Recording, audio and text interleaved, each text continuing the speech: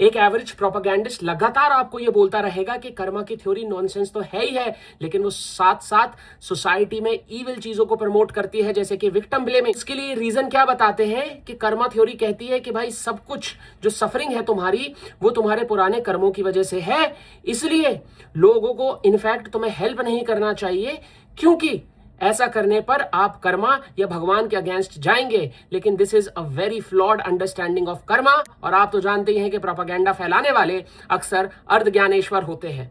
So, first misconception is that karma leads only to a one particular situation. नहीं, karma is responsible for the entire state of affairs that one obtains. It says that the state of affairs you are in is a result of your past action, or state of affairs is not only comprised of one situation. For example, अगर किसी को terminal illness है तो definitely वो सफर कर रहा है, लेकिन साथ साथ में उसका परिवार भी है, यानी जो उसने पाप करे हैं उसकी वजह से उसे ये सफरिंग मिली है, लेकिन जो उसके पुण्य है उसकी वजह से उसके पास एक लविंग परिवार भी है। फॉर एग्जाम्पल, हर्ष अगर भीख मांग रहा है रोड पर और सलोनी कहती है कि नहीं भाई मैं हर्ष की मदद नहीं करूंगी क्योंकि वो जो भीख मांग रहा है वो एक्चुअली में उसके पास्ट कर्मों का रिजल्ट है, then she has completely misunderstood karma. हाँ, उसका भीख मांगना शायद उसके पाप की वजह से है, लेकिन उसके पुण्यों की वजह से यह भी है कि Saloni is in a position to help Harsh. दूसरी बात, यहां पे दो इंपॉर्टेंट चीजें हैं। पहली कि कोई सफर कर रहा है अपने पास्ट कर्मों की वजह से, और दूसरी आप उसकी हेल्प कर रहे हैं कि नहीं कर रहे हैं।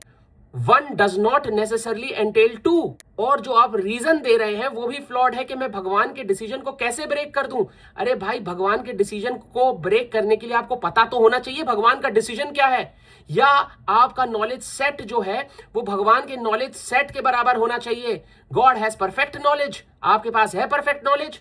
ट्रूली कर्मा थ्योरी को समझने वाला और उसको मानने वाला जब ये कहता है कि आप अपने पुराने कर्मों की वजह से अभी सफर कर रहे हैं, तो वो बस एक फैक्ट की बात करता है, उसके साथ उसका कोई प्री असाइंड जजमेंट नहीं होता है। जैसे आप एक डॉक्टर के पास जाएं और किसी को लंग कैंसर हो गया और डॉक्टर कहता है यार तुम्हें स्मोकिंग की वजह से लंग कैंसर हुआ है, this is just a fact. वो ये नहीं कहता अबे तू सुट्टा मारता था ना, सिगरेट पीता था, छी कितना गंदा आदमी है, तुझे तो लंग कैंसर हो ही जाना चाहिए था।